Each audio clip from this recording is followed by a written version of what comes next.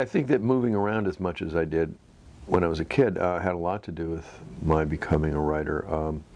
My father worked for Scott Paper Company for a large part of his career, and he was in marketing, and he was always moving to different headquarters in order to, I don't know, I guess to goose the markets. And I attended about 17 schools before I got to college. And I think that on the one hand, it made me a little insecure, and it also threw me back on my own resources, particularly reading, since I was, often kind of the new kid without without a cohort of friends.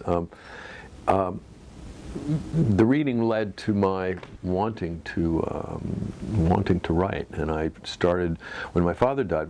I went through his effects, and I discovered that I've been writing stories since I was 5 years old, basically. There's something that I'd honestly forgotten. So I think that did have a lot to do with my choice of a career.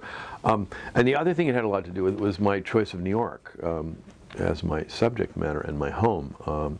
By the time I got to New York at the age of 21, I just looked around and I said, hey, finally I feel like I belong somewhere. And also, I felt like here was a place to write about. Here was like 7 million stories that I could borrow and poach from, and it's been almost from the day I set foot in the city, I felt like that was my turf. Raymond Carver had the Pacific Northwest where he grew up, and Faulkner had Mississippi where he grew up, and I didn't have that. I grew up in suburbs all over the world, really, and I was very grateful to find my turf as a writer.